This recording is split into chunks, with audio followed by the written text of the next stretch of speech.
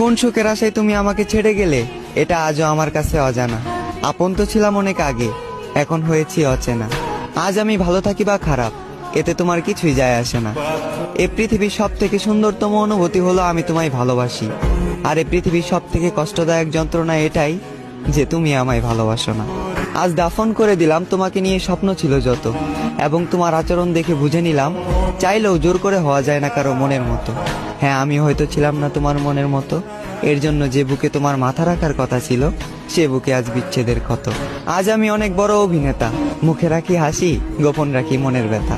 আমি এখানে তোমার দোষ দেব না অযথা, কারণ যে নিজের ইচ্ছায় নিজের জীবন শেষ করে তাকে বলা হয় আত্মহত্যা।